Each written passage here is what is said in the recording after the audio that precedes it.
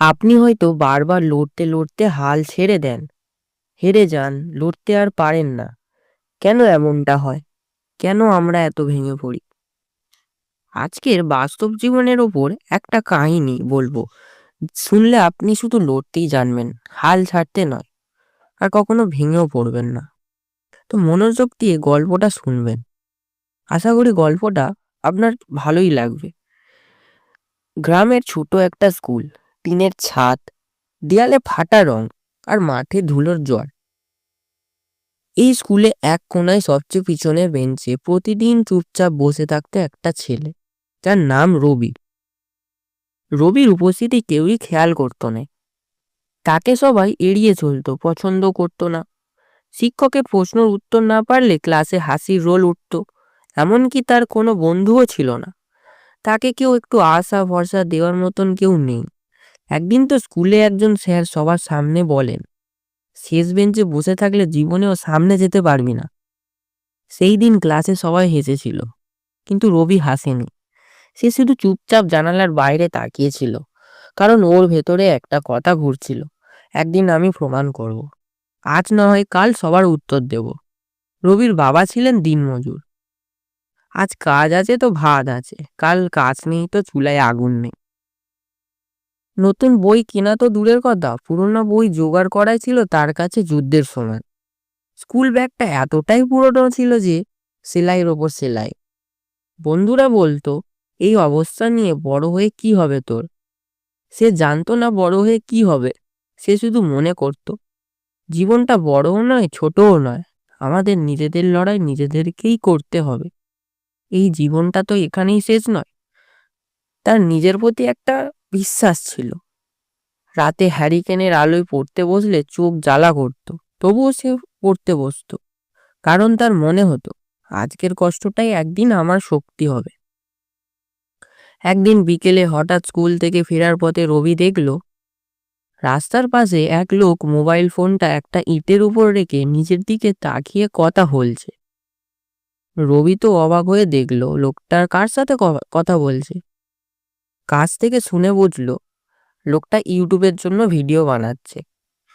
লোকটা বলছিল, বন্ধুরা আজকে আমি দেখাবো কিভাবে সহজে ইংরেজি শেখা যায়। রবি প্রথমবার তখন বুঝলো, শেখা তো শুধু বইয়ের মধ্যে বন্দি নয়, শেখা পৃথিবীর যে কোনো জায়গা থেকে আসতে পারে।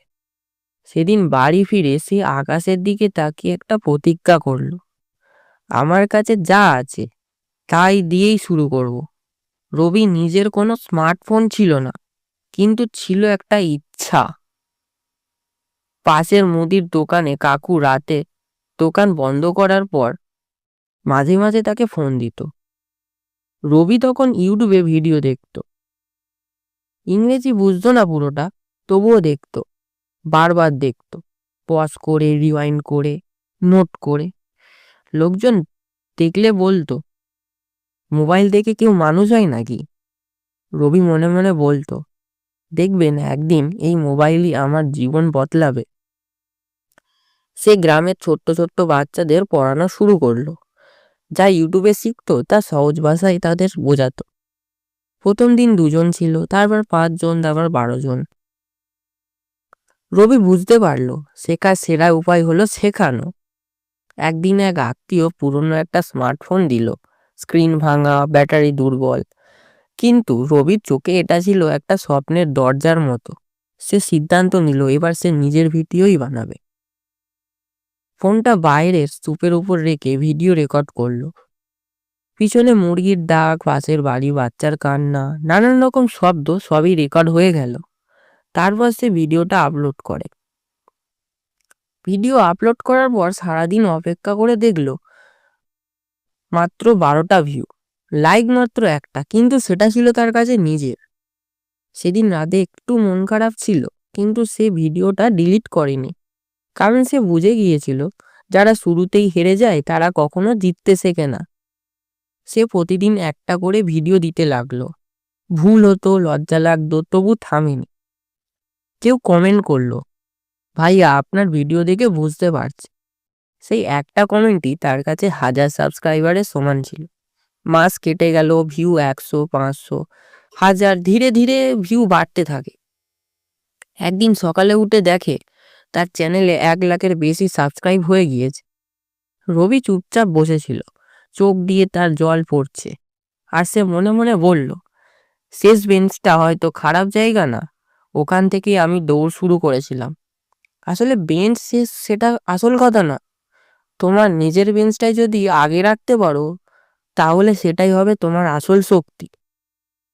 এরপর একদিন তার পুরনো স্কুল থেকে ফোন এলো এবং তাকে বিশেষ অতিথি হিসেবে ডাকা হয়। স্টেজে দাঁড়িয়ে সে দেখলো যে আমি একসময় শেষ বেঞ্চে ছিলাম আজ স্টেজের সামনে দাঁড়িয়ে। আর সে মাইকে শুধু একটা কথাই বলে, আমি খুব মেধাবী ছিলাম না, না আমার কাছে টাকা ছিল, না কোনো রকম সুযোগ ছিল, না ছিল কেউ পাশে, যদি কিছু ছিল তো মা বাবার আশীর্বাদ। আমি শুধু একটা কাজ করেছি, আমি থামিনি, হার মানিনি।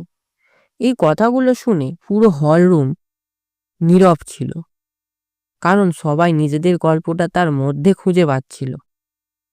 তো বন্ধুরা, তুমি এখন হয়তো জীবনের শেষ বেঞ্চে বসে আছো।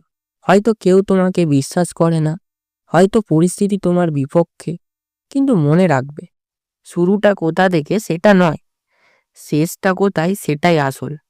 ধীরে চলো, তবুও চলো, হাঁটো, কিন্তু থেমো না, কারণ শেষ বেঞ্চ থেকেই অনেক সময় সবচেয়ে বড় যাত্রা শুরু হয়।